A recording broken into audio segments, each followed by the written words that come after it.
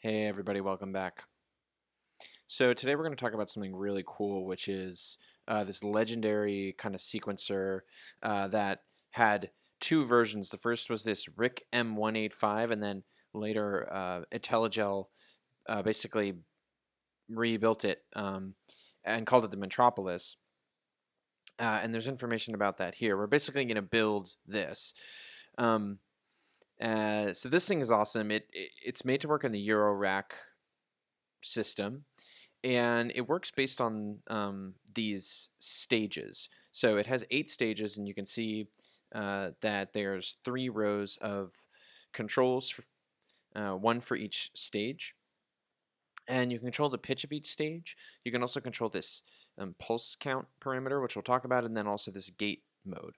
And the way that it works is it's expecting to work off of some regular pulse, right? Some regular, what we might call in the videos that we've been doing so far, subdivisions. And the pulse count parameter basically says for each stage, the length of the stage is a given number of pulses between 1 and 8. So as it receives pulses, it basically counts them out.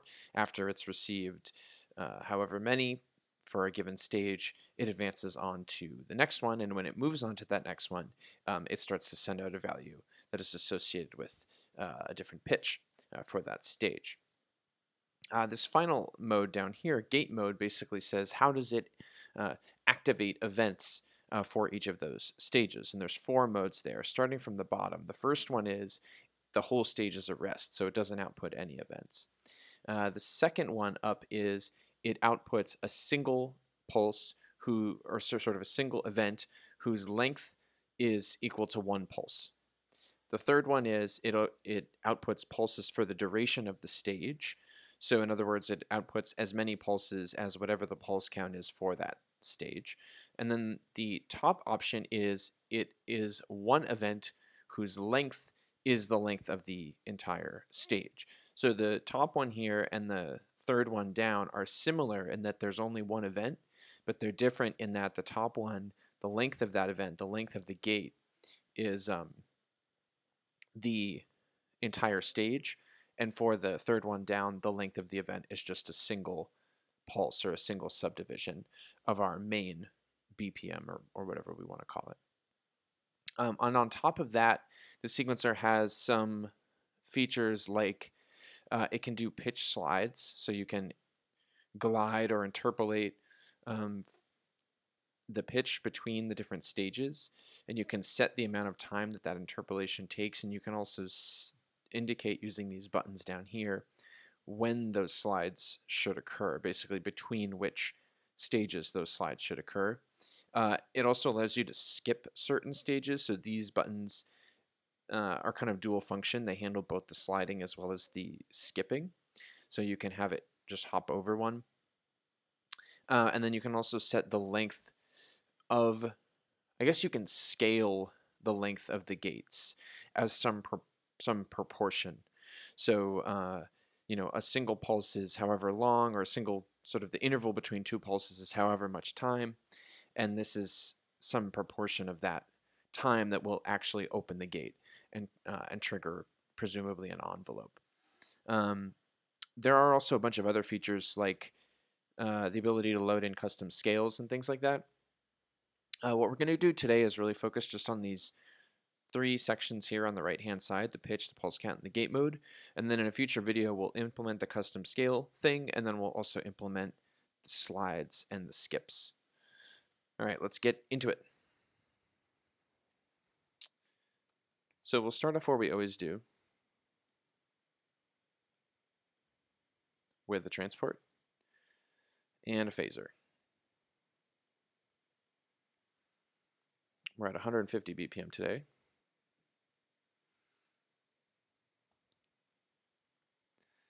And I don't know whether or not the Metropolis actually has a clock built in, or whether it always wants to receive a clock from outside. It does have this run button, so perhaps it does. But in our case, we're going to need to provide some kind of clock, so we'll start with that. And then I'm going to add a parameter that we're going to call subdiv. which is going to kind of set the main pulse interval, which is going to be some subdivision of a bar at our BPM, at our tempo, which is usually how we set kind of pulses in the videos so far, and just makes sense. So we'll set that, we'll establish that parameter, and then I'm also going to create some multi-sliders for for the stage, those different stage parameters. So the first one is going to be for the pulse count. So the length of it is going to be 8 sliders, and the minimum and maximum are going to be 1 and 8, and this one's also going to be integers. And so let's just check to see that that worked. Great. So that's going to be the pulse counts. That's what they call it, right? Pulse count. Yep. Great. And then I'm going to copy this twice.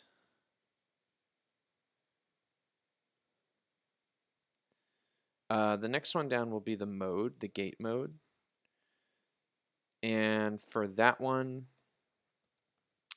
we're going to use a range of 0 to 3. And I'm also going to just screen grab the controls here, and then just drop this straight into the patch so that we can remember what's what. Just place it over here. And then this one's going to be the pitch. And for this one, I'm going to set a range of 0 to 11 so that it's basically a full octave, and then we'll have another option to establish an offset so that we can change basically the octave that we're in at any given time. Okay. So basically what we're going to need to do is first establish this concept of the stages. And there's a pretty convenient way that we can do that by basically borrowing from this nested tuplets patch that we did a while back. The video to that, by the way, I'll put up above, and just using that. So I'm just going to take that for now and connect the phaser from our main phaser straight into it. And then I'm also going to attach the pulse counts list into that as well. And I'm going to add a scope.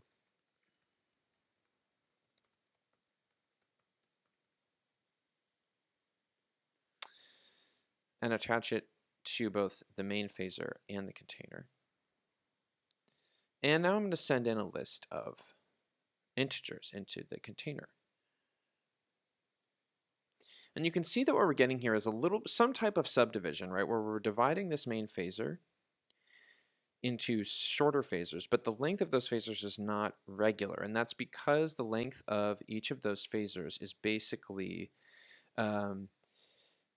proportional to its corresponding slider's share of the total of the sum, basically, of all the slider values. So for any given step or any given stage, the length of it is going to be the value in that, the value from the pulse count sliders for that stage divided by the sum of all of the sliders. And so what this effectively does for us is it just breaks up the bar into segments that are the correct length relative to one another. But they're not actually the correct length relative to our main subdivision, right? Because if, say, we want it running at 16th notes, and in this particular example, we have a total number of steps, or a total number of pulses if we're using Intelligel's terminology, which is 25 or 24 steps. So what we need to do first actually is adjust this phaser so that its length is 24 steps at the subdivision of whatever we want, which I would say normally would be 16. So I'm going to add a rate object, which will do exactly that for us. And then we'll use a POC object to combine together the sum of all the sliders and the subdivision, POC II. And then we'll divide the sum by the subdivision and pass that into the rate object. And I'm just going to encapsulate that, and we'll call that rate. And I'm going to get rid of this. Okay. And so now if I set that to 16 and I set that to something, we got 1.56 from that rate abstraction, and you can see now that we're getting this longer, slower phasor from the rate object, and then as a result we're also getting longer phasors from the container. Okay, so we've now achieved this concept of the stage, and in fact let's just change this this name of this subpatcher to stages, because it'll make a little bit more sense for us. Great. And let's now just implement a really simple version of this, which is basically let's say, in fact, what we have now, by the way, is if all the switches for the gate mode were all the way to the top, we have that. So let's actually just hear what it sounds like really quickly. And I already made a little simple synth. So I'm just going to paste that here into the patch. And I need to add a DAC.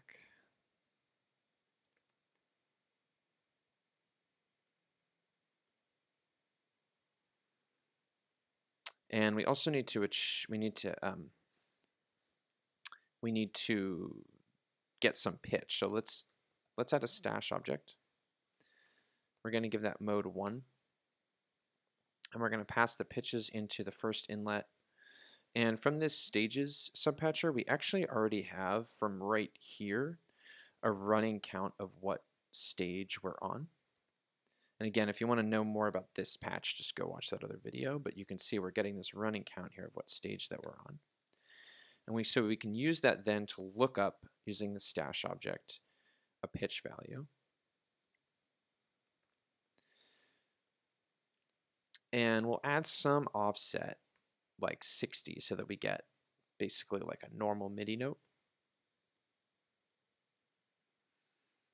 And then we'll use an M2F to convert that into a frequency, because the synth wants a frequency.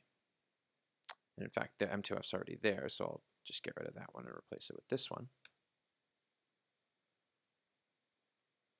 And we can see what those frequency values are. Great. So if we set a modulation depth here of something like 0.2, this is like a little FM synth. And let's say we'll set this is the modulator frequency ratio. In other words, the modulator frequency as a ratio of the carrier frequency of this FM synth. And so if I turn this up, we should hear it. But we aren't. Oh, and that's because we have an envelope that we're not triggering. So I'm going to connect these ramps into this shape object, which is being fed an envelope by the function object. But I need to add a bang. There we go.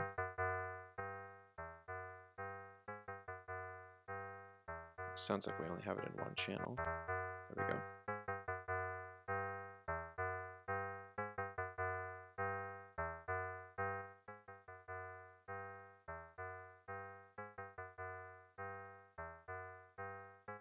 Great. So now we have it set up where it's as if all the switches were in the top row here.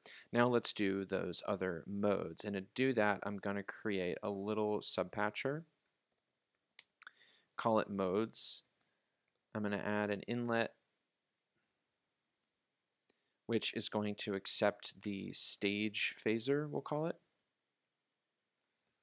I'll add an outlet. And then I need another inlet, which is going to be for the mode, the gate mode.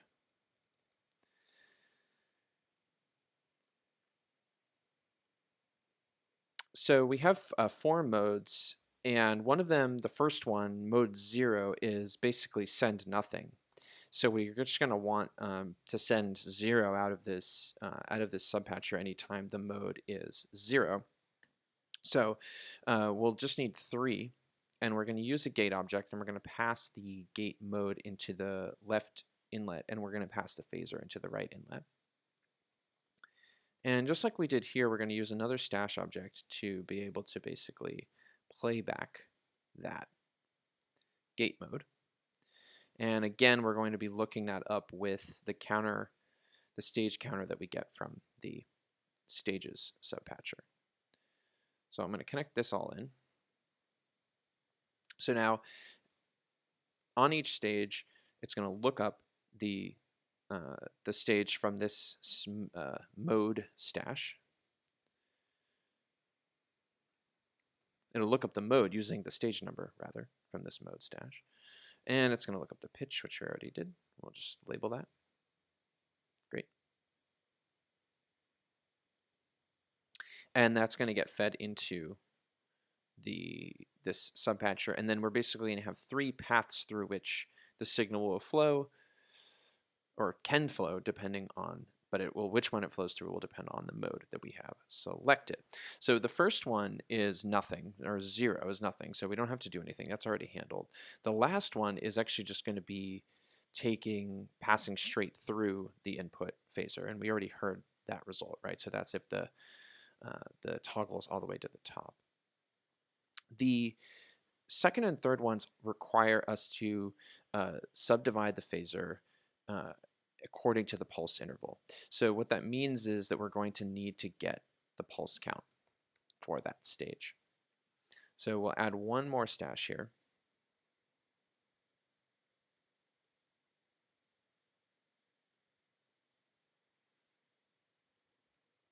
Pulse count. And we'll accept that list, and again, send in the same counter. And we'll just pass that into the third inlet of this modes patch. And then what we'll do, so if we wanted to get a straight subdivision, we're just going to do classic subdiv without the subdiv object, which we've done in other videos. But basically what we're going to do is we'll take the input phaser, we'll scale it by the subdiv value, and then we'll just take the modulus of 1 or use a wrap of 1. They're the same thing in this particular instance. So anytime we then have the mode value of 2, then we're going to get a subdivided phaser. So let's try it. If I just perhaps disconnect this for now and I just send the value 2,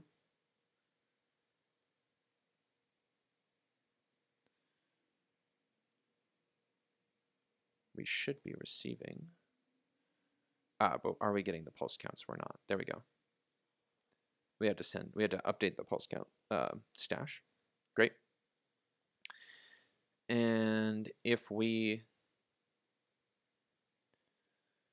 send 3, then we get those longer phasers. And if we send 0, we get nothing. And so now we just have to do the last mode, which is just 1 pulse. And it's quite similar to the second mode. The only difference being that in the middle, we're going to add a clip 0, 1 here. Clip tilde. So while mode 2, it'll wrap around and it'll keep looping, with clip that kind of stops the wrap and basically has it just go through 1 cycle of the phaser and then stop. And so we can test that by passing a 1 in here. And you can see that we just get a single ramp for each of those input phasers. So now we can patch the gate mode back in so that we're getting that value dynamically.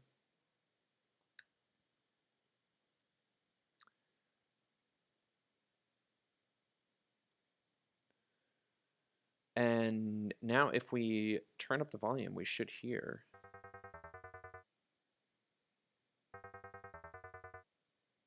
the results.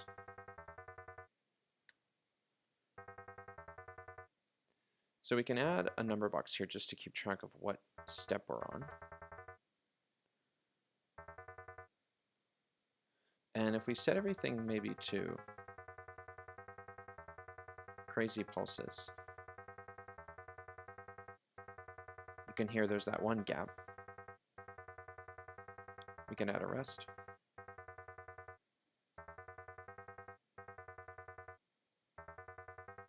And let's try the one with the long gate. Wow, that's cool.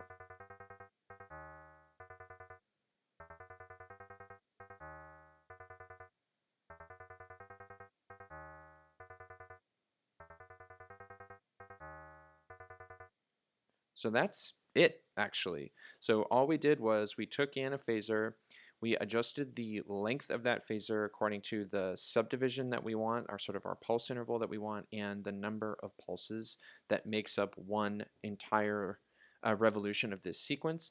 We then used stash to hold three different things. First, that pulse count, second, the mode, and third, the pitch. The pitch part was pretty easy. Because all we had to do was just take from this stages subpatcher that we borrowed from the other patch a counter that tells us what stage we're currently on, and then we use that same indicator of what stage we're currently on to pick a mode, and also in the cases where the mode is either mode 1 or 2, we also use that pulse count number again to do some subdividing. So that's that. Next time what we will do is implement the slide as well as the skip functionality, which is going to be really cool. I think the skip is really cool because it allows you to kind of change the pattern on the fly really easily without messing with any of the dials, and then the slide just sounds awesome.